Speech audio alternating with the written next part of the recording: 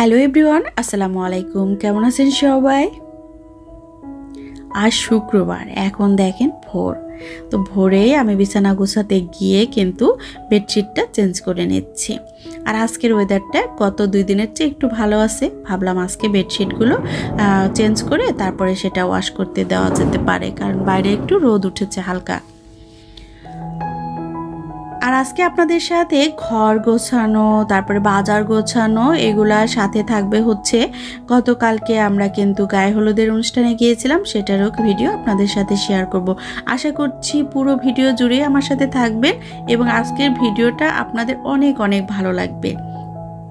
কারণ আজকে আমি ঘর গোছানো, বিয়ে বাড়ি যাওয়া উপলক্ষে ভিডিও তো অনেক বড় হয়েছে, আর ভাবলাম আমি নিজেকে কিভাবে ভালো রাখি। আমাকে যারা ভালোবাসেন বা দেখেন তারা সবসময় বলেন যে আপু আপনি সব সময় হাসি খুশি থাকেন, আপনার পরিবারটা এত হ্যাপি। আসলে পরিবারটা হ্যাপি থাকে, আপনি যদি হ্যাপি থাকেন তাহলে কিন্তু আপনার পরিবারকেও আপনি হ্যাপি রাখতে পারবেন। আপনার আশপাশে বন্ধু বান্ধব যাকেই বলেন, আত্মীয় স্বজন, আপনি হ্যাপি রাখতে পারবেন। তো নিজের উপরে এই জন্য কিছু টিপস আপনাদের সাথে আজকে শেয়ার করব। আশা করছি আপনারা যদি প্রথম টার্গেট নেন যে 10 দিন করে 30 দিন আপনি এভাবে প্ল্যান করেন, তাহলে অবশ্যই দেখবেন যে আপনি একটা বেটার ফল পেয়েছেন। তো যারা আমার মতো হ্যাপি থাকতে চান তাদেরকেই বলবো আজকের টিপসগুলো হয়তো আপনাদের ভালো লাগবে, আর ভালো লাগলে অবশ্যই কমেন্ট করে জানাবেন। তো চলুন প্রথম টিপসে চলে যাই। নিজেকে চেঞ্জ করার জন্য 30 দিনের চ্যালেঞ্জ। তো 30 দিন চ্যালেঞ্জ কখনোই আমি বেশি দিন প্রেফার করি না, কারণ আমি দেখেছি যখনই আমি বলি 20 দিন এটা করব, 30 দিন করব, 40 দিন করব, তখনই সেটা কিন্তু আমার দ্বারা হয় না। এজন্য আমি প্রথমে সপ্তাহ শুরু করি, আর এটা যেহেতু 30 দিনের একটা চ্যালেঞ্জ, এই জন্য আমি এটাকে 10 দিনে ভাগ করেছি। যে আগে 10 দিন করব, 10 দিনে করার পরে যদি আমার বেটার মনে হয়, আমি করতে পারি, আমার জন্য প্রেশার না হয়, তারপরে হচ্ছে আমি পরে 10 দিন করব, এভাবেই 1 মাস করব। তো এভাবেই কিন্তু আমি চ্যালেঞ্জটা হাতে নিয়েছি। তো আলহামদুলিল্লাহ আমি ফল পেয়েছি। তো আপনাদেরকেও আমি চাচ্ছি যে আপনাদের সাথেও একটু শেয়ার করি।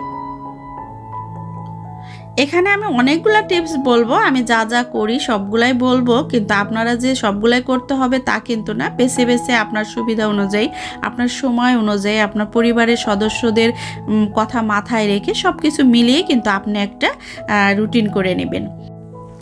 তো প্রথম যে টিপসটা হলো, আপনি যদি 10 দিনের চ্যালেঞ্জ নেন, ধরেন আমি 10 দিনের চ্যালেঞ্জ নিয়ে আজকে আপনাকে বলছি। তো প্রথমেই আপনি 10 দিনে কি কি করবেন সেটা পয়েন্ট আকারে লিখে রাখবেন, আর হচ্ছে লেখার অভ্যাস করবেন। প্রতিদিন আপনাকে একটা সময় কিছু না কিছু আপনি লিখবেন। এটা হচ্ছে 1 নাম্বার। আর যখনই আপনি কাজের কথাটা লিখে ফেললেন, আপনার কিন্তু দেখবেন 50% কাজ ওখানে হয়ে গেল। এই জন্য প্রথম হচ্ছে লেখার অভ্যাস করবেন। আর দ্বিতীয়টা হচ্ছে সকাল সকাল ঘুম থেকে ওঠা।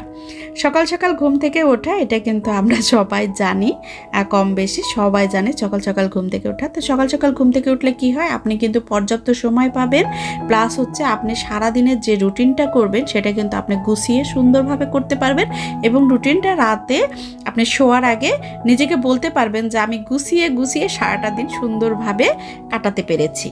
তো আলহামদুলিল্লাহ, এটা হচ্ছে সকালে ঘুম থেকে ওঠার ফল। তো আপনি সকাল সকাল ঘুম থেকে ওঠার অভ্যাস করবেন। তারপরের যে টিপসটা হলো, সেটা হলো আপনাকে প্রতিদিন 30 মিনিট হাঁটার মানে ওয়াকওয়ের অভ্যাস করতে হবে। সেটা আপনি বাইরে যেতে যদি নাও পারেন, আপনি কিন্তু ঘরে বসে আপনি ওয়ার্কআউট করতে পারেন। সেটা টিভি সারিয়ে করতে পারেন, গান চালিয়ে করতে পারেন, বা হয়তো কোনো আপনার তেলাওয়াত থাকতে পারে, সেই তেলাওয়াতটা আপনি তসবি তেলাওয়াত থাকতে পারে, সেটা কিন্তু তেলাওয়াত করতে করতে আপনি ঘরের মধ্যে কিন্তু পায়চারি করে নিতে পারেন 30 মিনিট। আপনি মাথায় রাখতে হবে, আমি যে 10 দিনের চ্যালেঞ্জ নিয়েছি, 10 দিন আমি কি 30 যে কোনো একটা ফিক্সড টাইমে আমি 30 মিনিট অবশ্যই হাঁটবো। তারপরে যে টিপসটা হলো, সেটা হচ্ছে শুকরগুজার হতে হবে সর্ব অবস্থায়। পরম করুণাময়ের কাছে, যার যার সৃষ্টিকর্তার কাছে অবশ্যই দিনে 2 বেলা আপনি সময় করে শুকরিয়া আদায় করবেন। সেটা আপনি যে অবস্থানে থাকেন না কেন, যে যেমনই থাকেন না কেন, প্রতিটা বিষয় নিয়ে আল্লাহর কাছে শুকরিয়া করবেন। দেখবেন এই শুকরগুজারটা, এই কৃতজ্ঞতা বোধটা আপনাকে কতটা ভালো রাখে। তো তারপরে যে টিপসটা বলছি, সেটা হচ্ছে প্রতিদিন আপনাকে সুন্দর হওয়ার চেষ্টা করতে হবে। সেটা হচ্ছে দিন কিন্তু আমরা মুখ পরিষ্কার করে ময়শ্চারাইজার ব্যবহার করি। তো ময়শ্চারাইজার ব্যবহার করার আগে প্রতিদিন আমি বলবো আপনি ঘরে থাকা যে কোনো একটা DIY ফেস প্যাক ব্যবহার করবেন। এটা কিন্তু অবশ্যই চ্যালেঞ্জ হিসেবে নেবেন যে আমি ব্যবহার করব, সেটা আপনি সিম্পল ময়দা দিয়ে দুধ দিয়েও কিন্তু আপনি মুখে লাগাতে পারেন। যাই হোক, মানে আমি গোসল শেষে মুখ ধোয়ার পরে আমি একটা ফেস প্যাক ব্যবহার করব। এটা কিন্তু আপনাকে মানে 10 দিন পরে আপনি বুঝতে পারবেন যে আপনার কতটা পরিবর্তন হয়েছে। প্রতিদিন ফেস প্যাক লাগাবো।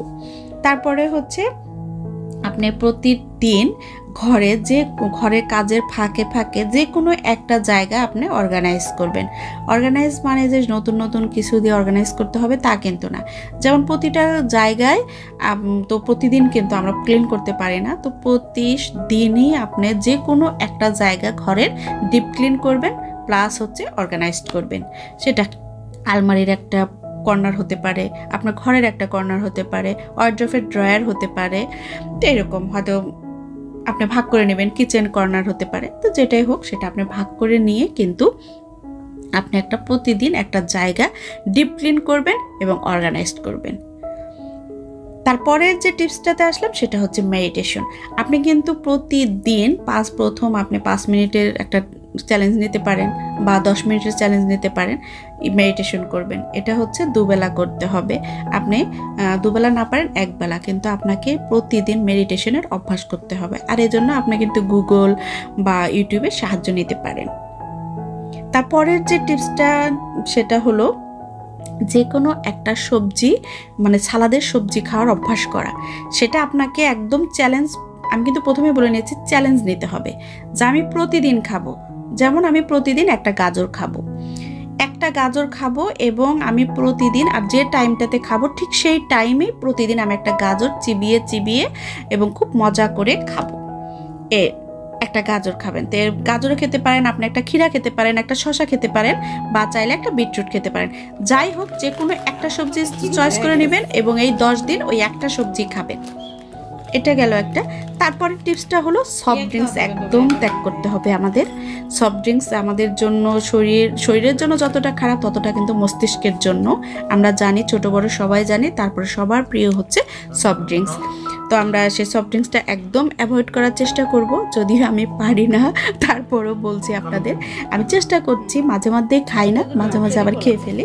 তো একদমই ছেড়ে দিতে হবে এটাকে। তারপরেই কিন্তু চলে আসলো হচ্ছে পানি খাওয়ার অভ্যাস করা। আপনি প্রতিদিন 8 গ্লাস পানি মেপে খাবেন। এর চেয়ে বেশি খেতে পারেন, আপনি এর চেয়ে যদি বেশি খাওয়ার প্রয়োজন মনে করেন খেতে পারেন, কিন্তু 8 গ্লাস মানে প্রতিটা মানুষের জন্য 8 গ্লাস পানি প্রতিদিন প্রয়োজন। এর মাঝে আপনি 2 গ্লাস ডিটক্স ওয়াটার করতে পারেন। তো ডিটক্স ওয়াটার নিয়ে আজকে আর আমি কিছু বলছি না, এরপরে কোনো ভিডিওতে আমি ডিটক্স ওয়াটার যেহেতু রেগুলার খাই আপনাদের সাথে শেয়ার করব। আপনারা হয়তো খেয়াল করেছেন যারা আমাকে নিয়মিত দেখেন। তো যাই হোক, ডিটক্স ওয়াটার যদি আপনি এই 8 গ্লাসের মধ্যে 2 গ্লাস বা 3 গ্লাস বা 4 গ্লাস আপনি ডিটক্স ওয়াটার খেতে পারেন, যার 4 গ্লাস হচ্ছে নর্মাল পানি। 8 গ্লাস পানি খাওয়ার অভ্যাস করতে হবে।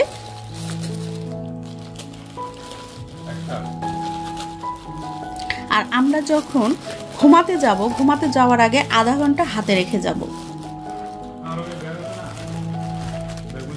যদি আমি 10টায় ঘুমাতে যাই তাহলে আমি 9:30টায় বেডরুমে যাব, নিজে ফ্রেশ হব, বেডটাকে ফ্রেশ করব, তারপরে হচ্ছে নিজের যে রূপচর্চা আছে সেটা কিছু করে নেব, রাত্রে নাইট যে কেয়ার ফেসের সেই কেয়ারটা করব, তারপরে হচ্ছে মেডিটেশন করব, প্লাস হচ্ছে নিজের প্রতি মানে আল্লাহর কাছে শুকরিয়া করব, করে কিন্তু দেন আমি ঘুমাতে যাব। মানে 30 মিনিট আমি অবশ্যই হাতে নিয়ে যাব। যদি আমি 11টায় ঘুমাতে যাই তাহলে আমি 10:30টায় বেডে যাব, মানে বেডরুমে যাব।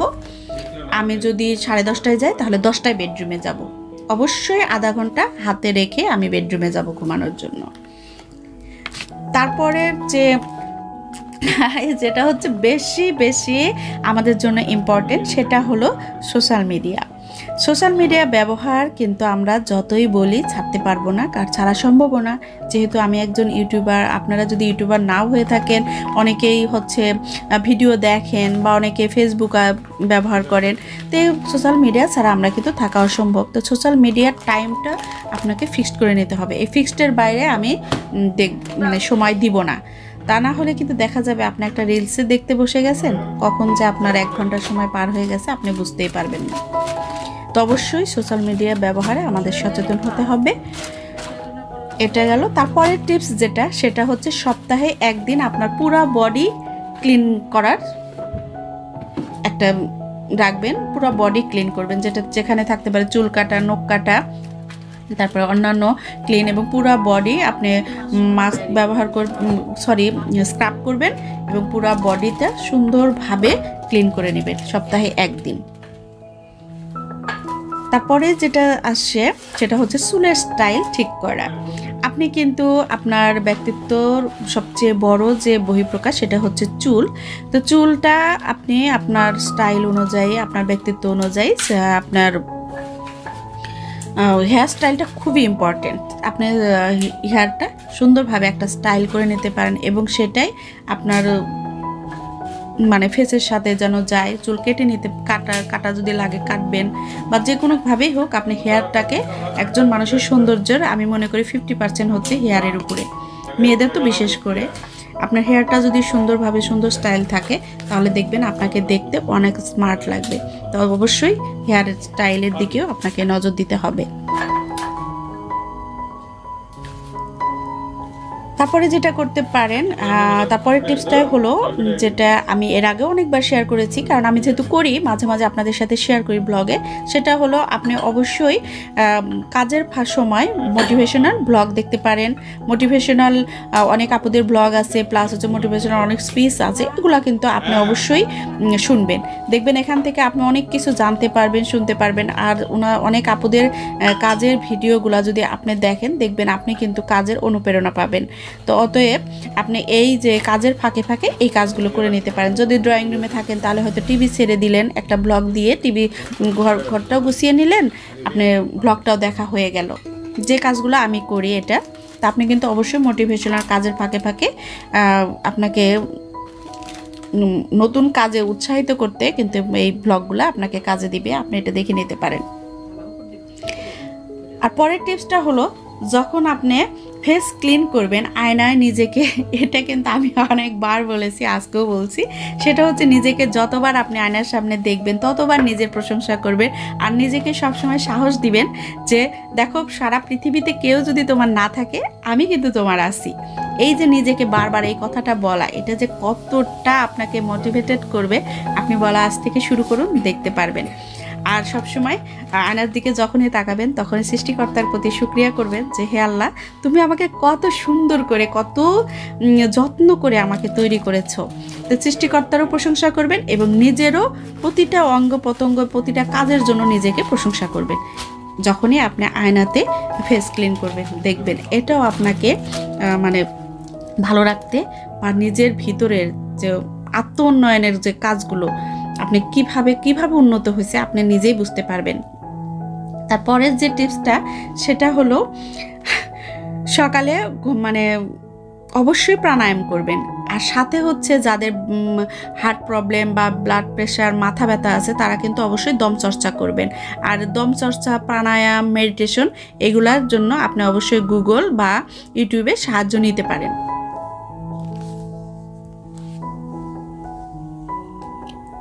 তারপরে যে টিপসটা সেটা হলো, অবশ্যই ব্রেকফাস্ট আপনি হেলদি করে খাবেন আর এটা কোনোভাবেই আপনি স্কিপ করবেন না।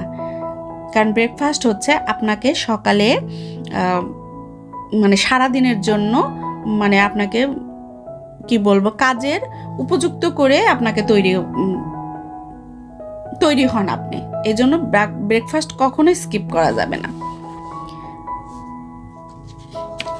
আরেকটা কাজ করতে পারেন, এটা আমি করি কিন্তু সবসময় হয়ে ওঠে না, তারপরেও যেমন যে কোনো জিনিসই রান্না করেন নতুন নতুনভাবে নতুন নতুন রেসিপি ট্রাই করবেন। এতে দেখবেন আপনার রান্না করতেও ভালো লাগবে, প্লাস আপনার পরিবারের সদস্যরাও কিন্তু আপনার উপর অনেক হ্যাপি থাকবে।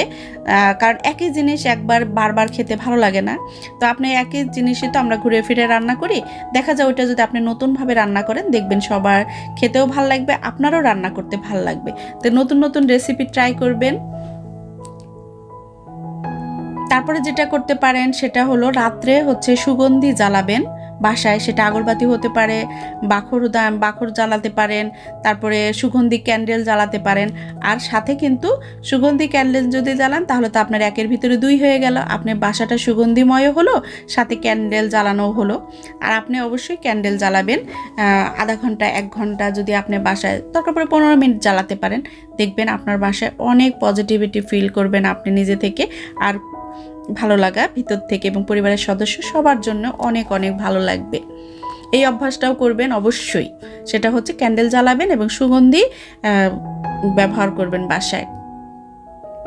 তারপরে আপনি শরীরটাকে বেশি ভালো রাখতে হলে যেটা বেশি গুরুত্বপূর্ণ সেটা হচ্ছে ইয়োগা রুটিন মেনটেন করা। অবশ্যই আমাদের ইয়োগা করতে হবে, এবং ইয়োগাটা আমরা কম সময় নিয়ে করব, 15 মিনিট করব। তাহলে কি হবে, আপনি দেখবেন প্রতিদিন এটা আপনাকে করতে হ্যাসেল মনে হবে না।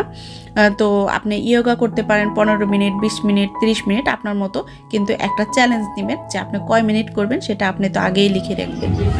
তো ইয়োগার প্র্যাকটিসটা করবেন, এর জন্য কিন্তু আপনি গুগল, ইউটিউব সাহায্য নেবেন। তারপরে যে টিপসটা হলো সেটা হচ্ছে পুরো শরীর প্রতিদিন আপনি ময়শ্চারাইজ দিবেন। আমি কিন্তু যেটা আগে করতাম সেটা হচ্ছে আগে শুধু আমি হাতে এবং পায়ে আর মুখে এই সব জায়গাতেই হচ্ছে ময়শ্চারাইজার ব্যবহার করতাম, লোশন ব্যবহার করতাম। তারপর কিন্তু আপনি পুরো বডিতে, গোসলের পরে পুরো বডিতে ময়শ্চারাইজ লাগাবেন। এটা আপনি একদম মানে কি বলবো, এটা আপনি একদম ফিক্সড করে নেবেন যে প্রতিদিন আমি পুরো বডিতে লাগাবো। সেটা গোসলের পরে লাগাতে পারেন, রাত্রে ঘুমানোর আগেও লাগাতে পারেন।